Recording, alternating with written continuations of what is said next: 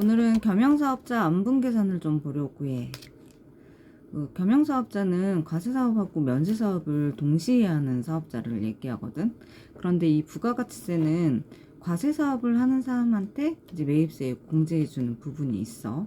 그리고 이제 면세사업을 했었을 때는 면세사업용 재화나 용역을 구입을 했을 때 거기에 포함되어 있는 매입세액은 불공제를 하고 있어. 그런데 이렇게 명확하게 구분이 되는 거는 과세사업에 매입한 게 명확하다. 그러면 매입세 공제가 되는 거고, 면세사업에 매입한 게 명확하다. 그러면 이제 매입세액이 불공제 될 수 있는데, 이게 과세사업에 사용했는지 면세사업에 사용했는지 정확하게 구분이 되지 않은 것들이 있어. 그런 것들을 우리는 이제 공통사용 재화 용역의 구입이라고 하거든. 그래서 이거를 공통매입세액 안분계산을 통해서 이제 과세사업에 해당하는 분만 매입세액 공제를 해주겠다는 게 이 취지가 있는 거지. 그래서 구입 단계 이 공통매입세액 안분계산 통해서 이제 과세사업분만 매입세액 공제 금액을 계산을 해내고, 그리고 보유 단계에서 과세사업용 재화를 면세사업에 전용하는 경우에 과세표준 계산이 있고, 이거는 이제 우리가 법인이라고 하면은 부가가치세 예정신고가 있고 확정신고가 있는데, 예정신고에는 예정신고 기간에 공급가액 기준으로 이제 안분하고 확정신고 때 정산하는 방식을 하고 있어. 그리고 면세사업용 재화를 과세사업에 전용하는 경우, 이제 원래 면세사업용 재화였는데 이거를 이제 과세사업으로 쓸 수도 있겠지. 그랬을 때 이제 과세 전용이 됐었으니까 이 매입세 공제액을 또 계산을 해줘야 돼. 이거는 이제 확정 신고 시에만 계산을 할 수 있고 예정 신고 때는 계산을 할 수가 없어.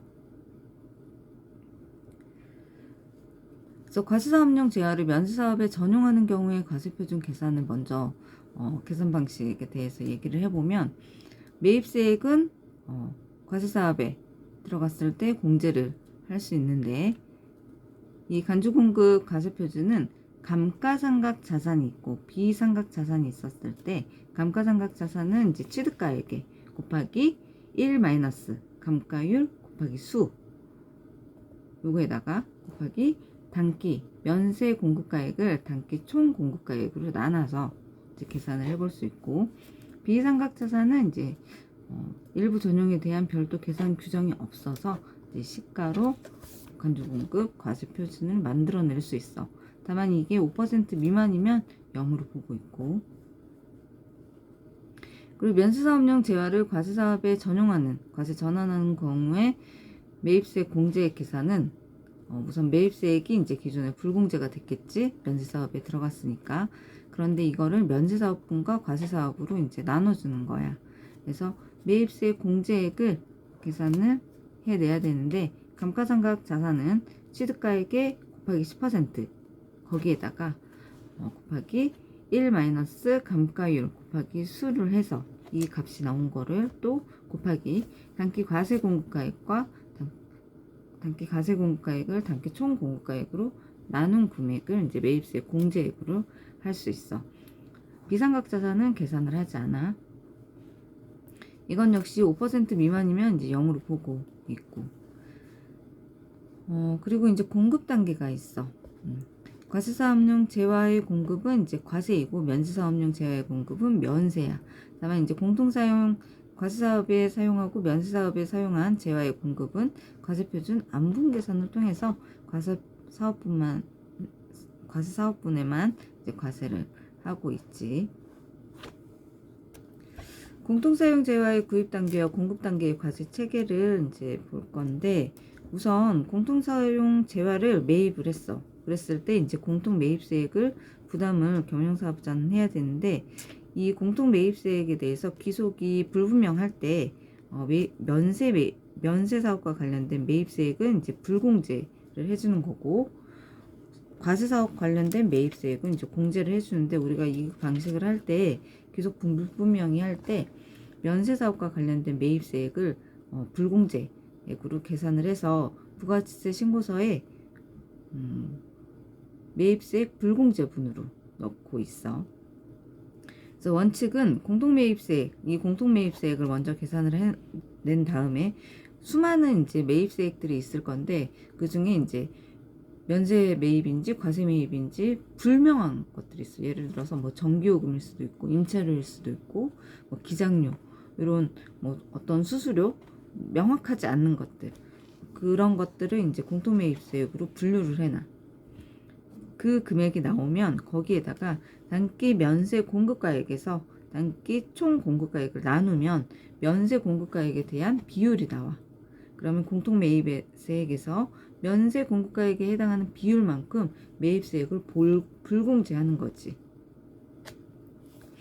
이게 이제 원칙이고, 그런데 단기에 매입해서 단기에 공급하는 경우가 있어. 그랬을 때는 이제 공통매입세액을 직접 면세 공급가액을 이제 직접 총 공급가액으로 나눠서 면세 비율을 이제 계산을 해내는 거야. 그래서 이렇게 하는 이유는 취지는 뭐 공급 시 안분 기준이 직전이기 때문에 매입 시 안분 기준도 이제 직전으로 대응을 한다. 라는 거고 원칙 같은 경우에는 이제 단기 면세 공급가액, 단기 면세 비율을 이제 산출을 해내는 것이 이제 안분 시점이 신고 기한이기 때문에 보다 합리적인 단기 기준을 적용을 한다라는 거야.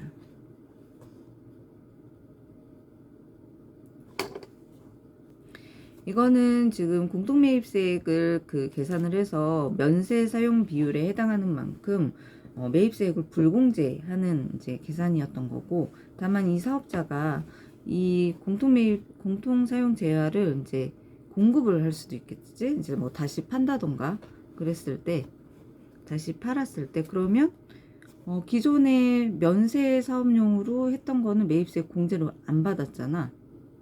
그러니까 그것과 관련해서는 다시 납부할 것도 없어. 그런데 과세사업용으로 이제 공통매입세액을 썼던 그 금액만큼은 과세 비율만큼은 매입세 공제를 받았단 말이야.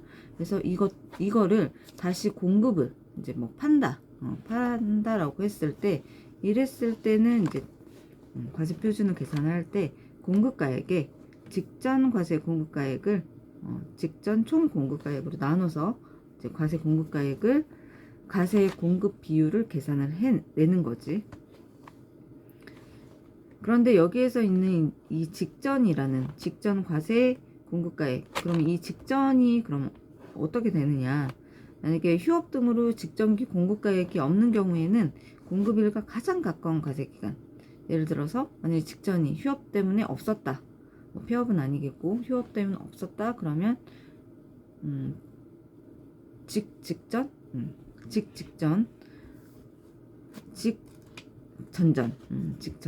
뭐 그다음에 그것도 없었다. 왜냐면 휴업을 뭐 6개월만 하는 게 아니라 1년 이상도 할 수 있으니까.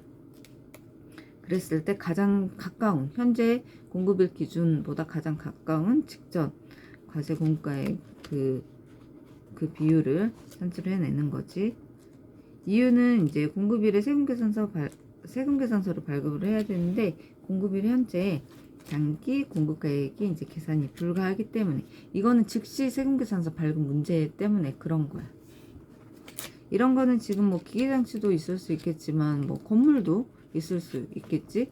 건물 같은 경우 예를 들어서 이제 뭐 피부과나 뭐 병원 전용으로 썼는데 뭐 일반적인 내과 이런 데들은 면세 사업만 있을 수 있는데 뭐 피부과나 성형외과 뭐 이런 데들은 미용 목적으로 하는 부분이 있으면 과세 사업으로도 일부 쓸 수가 있잖아.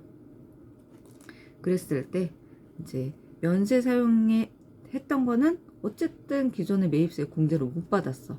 그래서 공급을 했을 때도 면세 사업에 해당하는 것만큼은 부가세를 뭐 계산을 해낼 필요가 없는 건데 이제 과세 사업에 들어간 것까지는 세금 계산서를 발급을 해줘야 되는 부분이 있으니까 그래서 단기가 아직 단기 세금 계산서 발급 시점 때문에 그래. 만약에 이게 그런 시점이 없다. 그럼 뭐 세금 계산서는 이제 공급일에 발급을 해야 되는데 그때 과세 기간이 안 끝났을 거잖아. 그래서 직전 또는 직전 전 뭐 이런 가장 최근에 그 과세 기간을 선택을 할 수가 있어.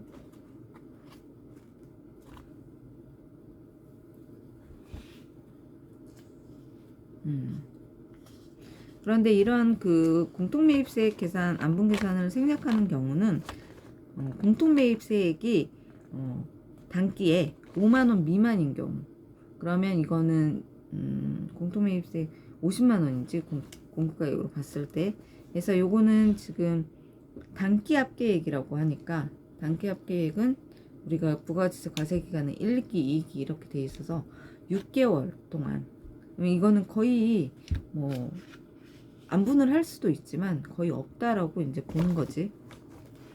그래서 이때는 안분 계산을 이제 생략할 수 있다. 그런데 단기에 신규로 사업을 개시해서 직전 과세 기간이 없는 경우에는 직전 과세 기간이 없는 경우, 이때도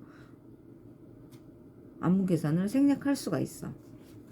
그리고 공통매입세액이 500만원 미만이면서 면세 비율이 5% 미만인 경우, 그러니까 공급가액 매출액, 매출액이라고 할 수 있겠나? 면세 공급가액의 5% 미만인 경우, 이때도 면세에 사용되는 부분이 미미하다라는 거지. 공통매입세 면세 매출 비율이 워낙 적다라는 거야. 95% 이상이 이제 과세 공급가액이니까 거의 다 이제 과세에 썼다라고 볼 수도 있다라는 거지. 다만 이거는 공통매입세액이 500만원이 안 돼야 돼. 500만원 미만, 이 두 개의 요건을 같이 충족했을 때,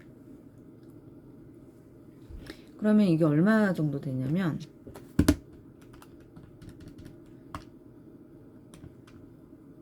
이게 그 부가가치세 세액으로는 25만원이 안 되는 거, 그 정도는 이제 과세 그냥 썼다. 면세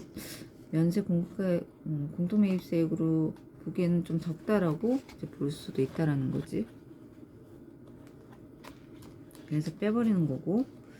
그리고 이렇게 이제 면세 전용으로 또는 면세 일부 공통으로 이제 쓰던 재화를 이제 팔았을 때, 그러면 이게 이제 공통 사용 재화의 공급으로 보는데, 이때 과세 표준의 안분 계산을 생략을 하는 경우가 있어. 그래서 이 경우에는 공급가액 전액을 이제 과세 표준으로 하는 거야. 모두 이제 과세 전용으로 썼다라고 볼 수 있다는 거지. 그래서 공급가액이 단위별로 50만원 미만인 경우에 이때는 다 과세 전용으로 썼다. 그리고 단기에 신규 사업 개시해서 이제 직전 과세 기간이 없는 경우에도 과세 표준 안분 계산 생략할 수 있고, 그리고 해당 재화의 공급가액이 5천만원 미만이면서, 재화의 공급가액이 5천만원 미만이면서, 그러니까 이 지금 어떤 물건을 재화를 파는데 5천만원이 안 되는 거야, 공급가액이. 그리고 과세 비율이 95%가 넘는 경우, 이때는 이제 면세 비율이 5%가 안 되는 거지. 반대로 얘기하면, 그랬을 때 이때는 다 전액을 다 안분 계산할 필요 없고 전액 다 과세로 공급을 했다라고 하는 거야. 그래서 이거의 취지는 뭐냐면, 공통매입세액이라는 거는 원래 이 부가가치세라는 거는 과세사업에 썼을 때 매입세 공제를 해주는 건데, 면세사업은 아예 부가가치세를 상출하지 않기 때문에 면세사업 전용이나 면세사업에 일부 들어가는 거에 대해서는 매입세 공제를 안 해줘. 그게 이제 공통매입세액에 대한 이제 불공제, 안분 계산해서 이제 불공제 하는 계산 방식인데, 이렇게 이제 공제를 못 받은 어떤 재화가 있었을 거야. 그 재화를 팔았어. 이제 어느 정도 쓰다가 이제 매각을 할 때, 그러면 이 공통으로 사용하던 이 재화를 팔았는데, 팔 때는 이제 부가가치세를 또 과세를 해서 이제 세금계산서도 발급해야 되고 하는 부분이 있는데, 예전에 이 재화를 사왔을 때 공통매입세액 부분만큼 면세 비율에 해당하는 것만큼 공제를 못 받았지. 그러니까 이제 그 부분에 해당하는 만큼 부가가치세를 부담을 할 필요가 없어. 그래서 매각할 때도 그 면세 비율에 해당하는 거는 이제 제외하고 과세 사업으로 했다라고 하는 것만 이제 세무계산서를 발급을 하겠다라는 건데, 다만 이때는 뭐 공통매입세 이런 걸로 계산을 하는 게 아니라 공급가액을 가지고 공급가액을 가지고 이제 얼마가, 예를 들어서 1억짜리야. 1억짜리였는데 직전 과세 공급가액이 1억짜리 물건을 매각을 해야 돼. 그런데 이게 이제 직전 과세 공급가액이 뭐 8천이었고 5천이었고 그리고 총 공급가액이 뭐 8천이었다. 그럼 예를 들어서 지금 이게 1억인데 공급가액이 5천이고 8천이었다. 그러면 6,250만 원만큼이 과세 공급가액이 된다라는 거지. 그리고 나머지 3,750만 원은 면세 공급가액에 해당이 돼서 이때는 이제 세무계산 계산서는 이제 발급을 하겠지만 부가가치세는 이제 없다라는 부분이야. 그래서 이랬을 때 총 받아야 될 금액은 곱하기 6,250만 원이 공급가액, 과세 공급가액이니까 곱하기 1.1에다가 3,725만 원? 1,060만 원? 아니 1억 600. 뭐 이런 식으로 전체 받아야 될 금액도 이제 결정을 할 수가 있는 거지. 세무계산서 발행 시기에.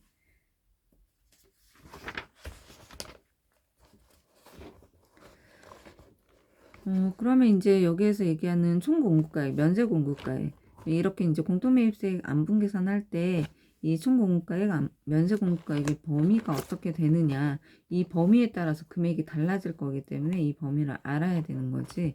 그래서 총 공급가액은 공통매입세액과 관련된 단기의 과세사업 공급가액과 면세사업 수익금액의 합계액과 같고, 그리고 면세 공급가액은 공통매입세액과 관련된 단기의 면세사업에 대한 수익금액, 이거는 이제 비과세 공급가액을 포함을 하는 거고, 대신 고정자산, 이제 고정자산 매각을 하게 되면 그때 고정자산 처분 대금이 있을 건데 이거를 포함할 거냐 말 거냐라고 하는 거에 있어서 겸용사업자가 고정자산을 매각하는 경우에는 이거는 공통매입세액과 관련이 없는 고정자산의 매각에 따른 공급가액이기 때문에 이때 총 공급가액 및 면세 공급가액에 포함하지 않는다. 어쨌든 공급가액에는 고정자산은 제외한다는 얘기야.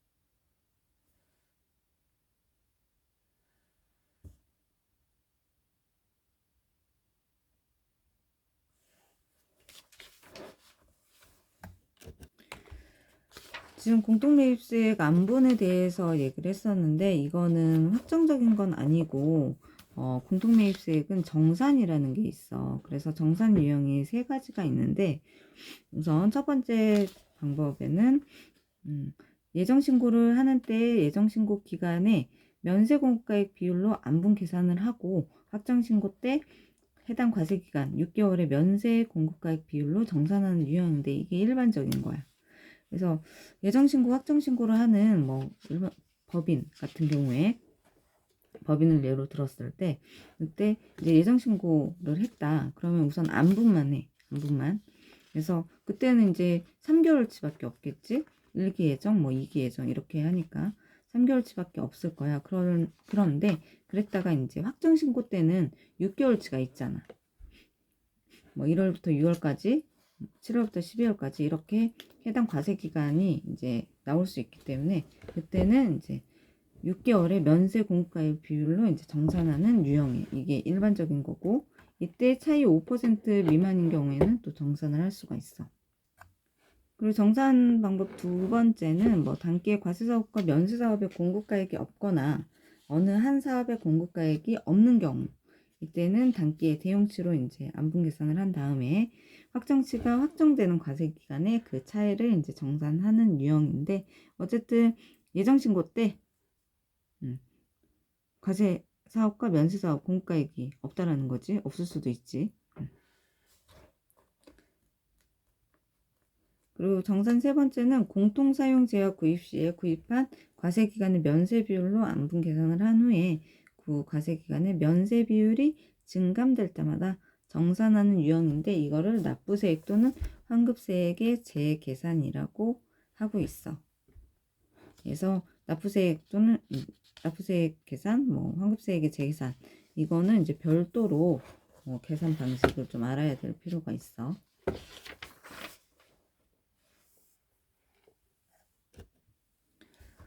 확정신고, 우선 정산 방법 1에 대한 사례, 계산 사례 보면, 확정신고 때 과세기간과 예정신고기간의 면세 비율 차이를 정산을 해줘야 되는데, 이때는 공통매입세액에다가 곱하기 단기 면세 공과액을 단기 총 공급가액으로 나눠서 면세 비율에 해당하는 것만큼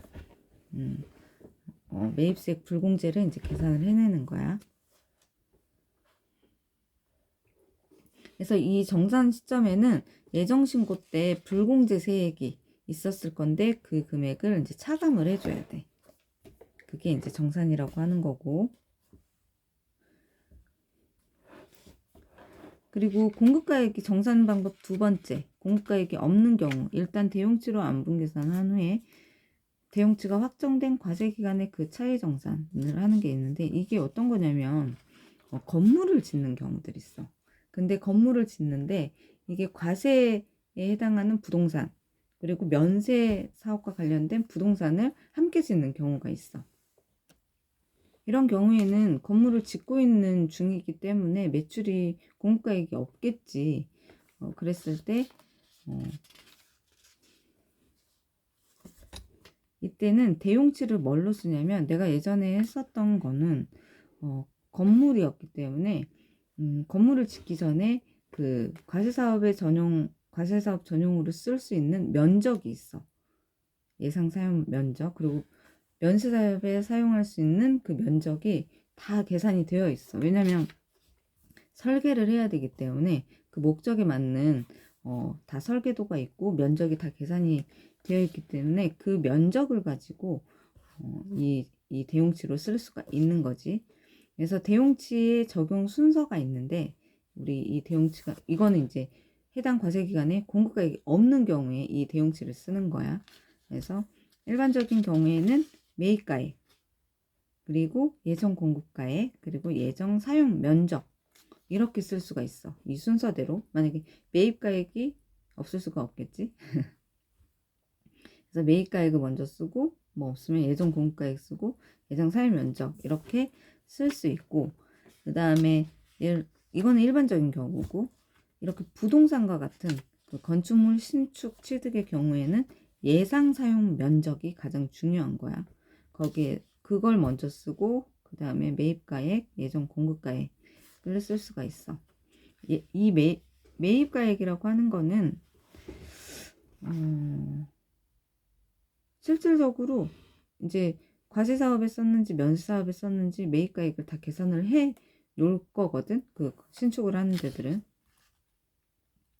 또는 이제 면세 사업 전용인지 과세 사업 전용인지 이런 것들을 다 어떤 계산을 다 해 놓는단 말이야. 그리고 예정 공급가액, 이건 넘어가자.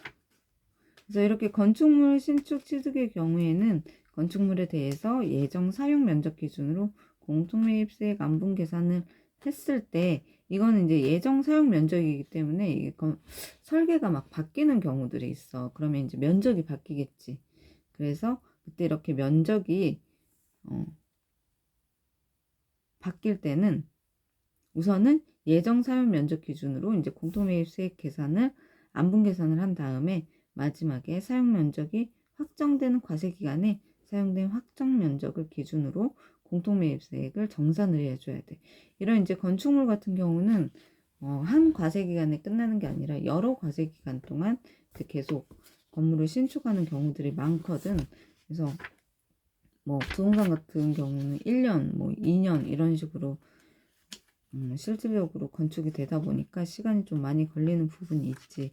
그래서 그렇게 하면서 설계가 바뀌는 부분들도 있어서 그렇게 이제 사용 면적이 바뀐다. 뭐 용도에 따라서 뭐 바뀔 수도 있는 거니까. 그래서 그때 확정됐을 때, 면적이 이제 확정됐을 때 그때 공통매입세액을 정산을 할 수가 있어. 정산 방법은 매입가액과 예정 공급가액을 대용치로 한 경우에는 공급가액 기준으로 정산을 하는 거고, 예정 사용 면적을 대용치로 한 경우에는 나중에 실제 사용 면적 확정이 됐을 때 실제 사용 면적이 나오면 그때 그걸 기준으로 정산을 할 수가 있어.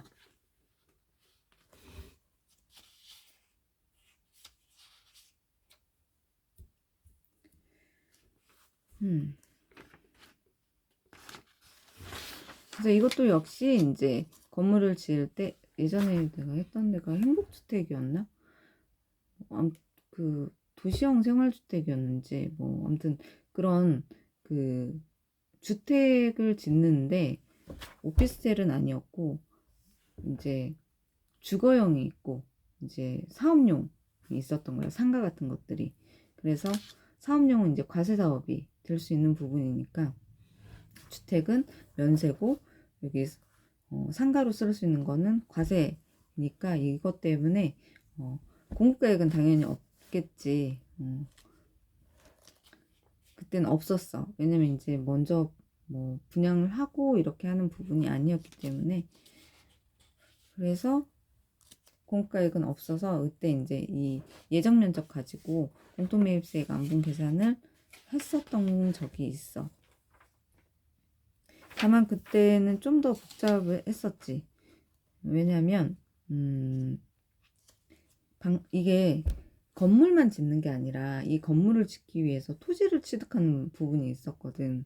그러면 이 토지 취득하는 거에 대해서는 명확하면 토지에 대한 거는 명확하면 토지 매입분과 관련된 매입세액이면 그거는 전액 불공제 해주면 되는데, 이게 이 토지와 관련된 어떤 매입세액이 있는데 이게 토지에 반영이 되는 건지 건물에 반영이 되는 건지 좀 불분명한 부분이 있었던 거야. 그래서 이거를 안분을 할 때 토지하고 건물분에 대해서도 안분을 했었고, 그리고 과세사업과 면세사업에 전용되는 그 부분에 대해서 매입세액 안분을 했었었어. 그래서 이제 계산 방식이 여러 가지다 보니까 세무서에서 연락이 왔지. 이거 계산이 어떻게 된 거냐. 그래서 이제 설명을 막 해줬어. 왜냐면 신고서 자체에는 그게 무슨 내용인지 기재가 안 되는 거야. 총 금액만 기재가 되고, 뭐 면적을 사용했는지, 뭐 공가액을 썼는지, 그렇게 그런 부분만 표시가 되지, 이 계산이 무얼 기준으로 계산이 됐는지, 뭐에 대한 계산인지에 대한 내용이 신고서 자체는 없는 거야. 그래서 이거를 이제 계산 방식이 복잡하니까 세무서에서 이제 연락이 왔었는데, 그때 그런 거지. 이게 지금 과세 사업에 들어가는 거, 면세 사업에 들어가는 매입세액이 있는 거고, 그리고 토지와 관련된 매입이 있고 건물에 관련된 매입이 있는데 이게 공통매입으로 들어가는 부분이 있어서 그 부분도 안분을 했다 라고 이제 했었던 기억이 있어. 그래서 토지 매입과 관련된 거는 불공이잖아.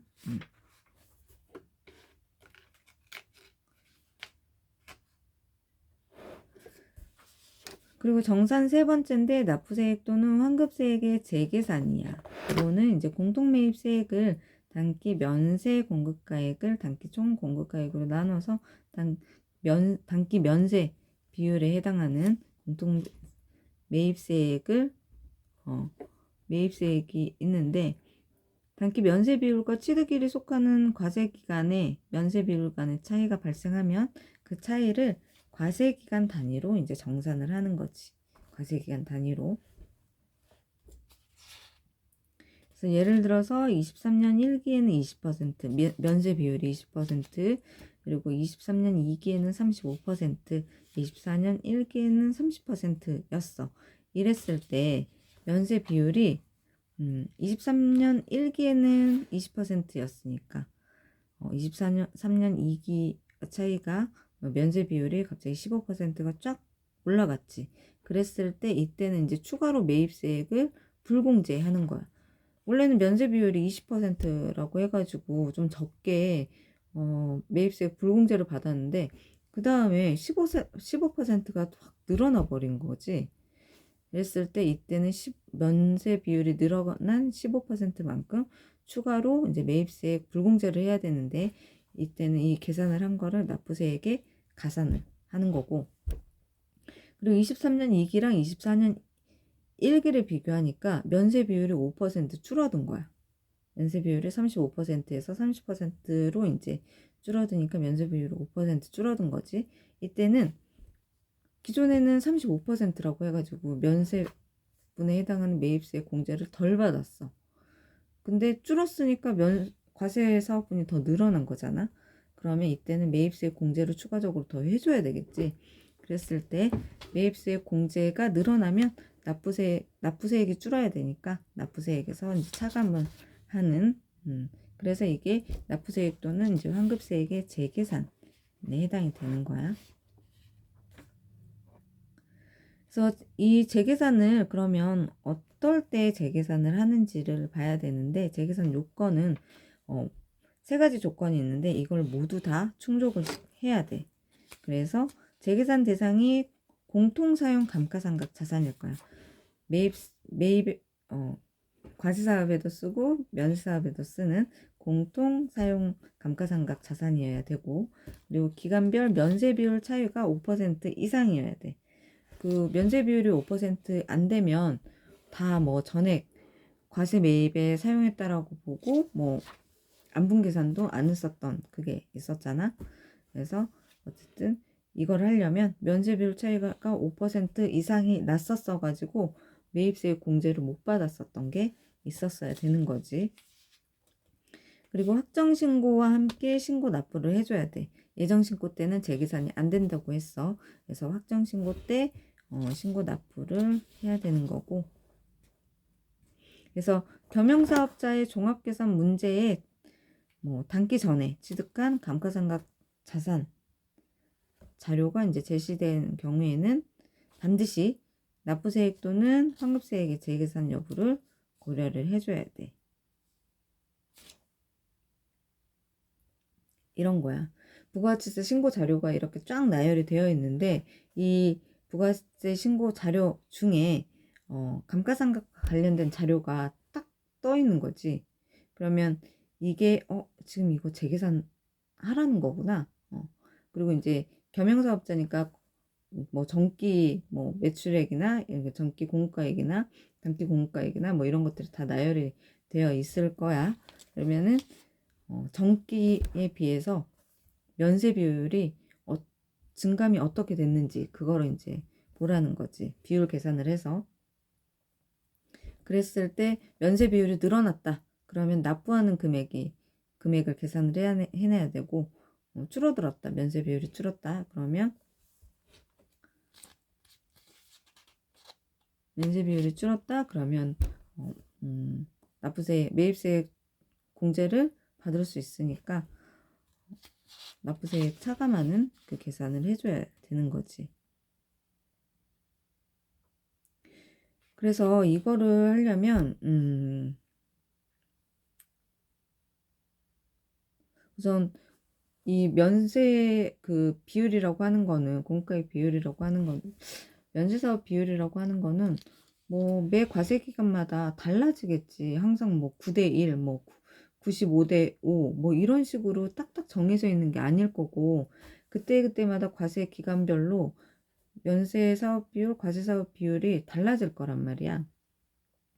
그랬을 때 어떤 고정자산 매입을 했었다. 고정자산 매입을 한 게 있으면 우리 그 일반적인 감가상각 대상 자산은 2년 동안 봐야 되거든. 그래서 사과세 기간을 봐야 돼. 그래서 어떤 자산을 취득한 적이 있으면 그거를 사과세 기간 동안은 계속 관리를 해줘야 되는 거지.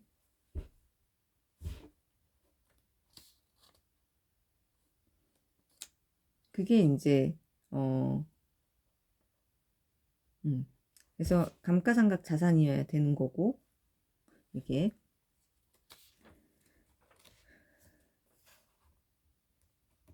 그래서 이게 실질적으로도 어떤 회사가 감가상각 자산을 취득을 했을 때, 그러면 이제 이 겸용사업자라고 하면은 계속 사과세 기간 동안 관리를 해줘야 되는 거야. 관리를.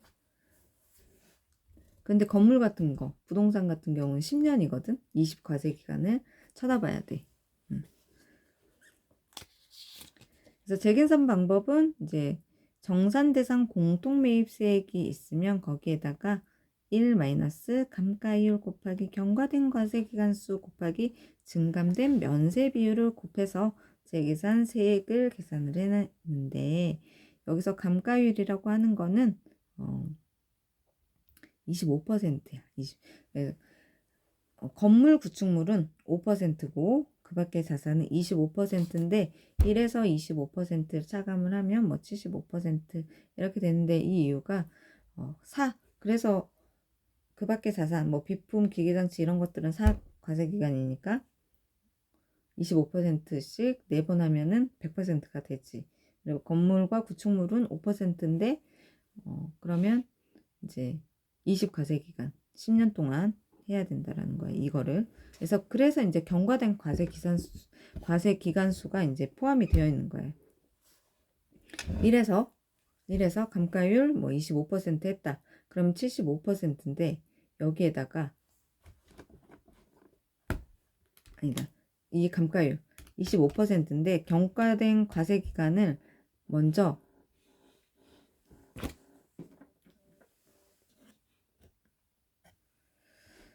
감가율이 25%인데 거기에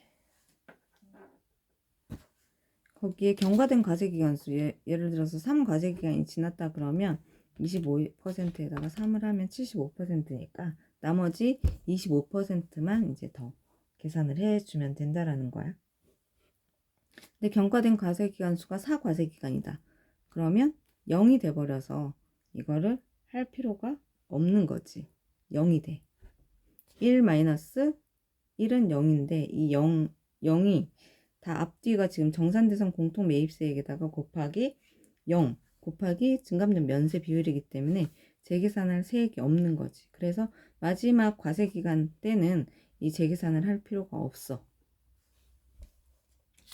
그런데 다음의 경우에는 재계산을 하지 않는데 재계산 배제를 봐야 돼. 과세기간에 과세사업에 해당하는 감가상각자산이 간주공급에 해당되어 과세되는 경우, 이 간주공급도 매입세액의 정산 절차이고, 공통사용 감가상각자산을 실질적으로 공급하는 경우에는 그 공급일이 속하는 과세기간에 이제 재계산을 하지 않는다.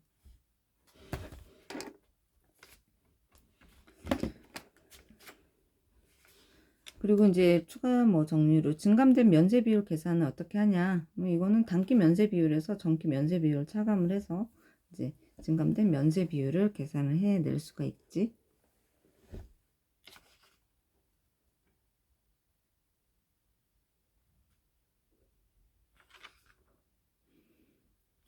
그래서 공통매입세액 자료 내역이 있고 이제 고려사항을 볼 건데, 단기 전에 공통매입세액이 계산이 제시가 됐다.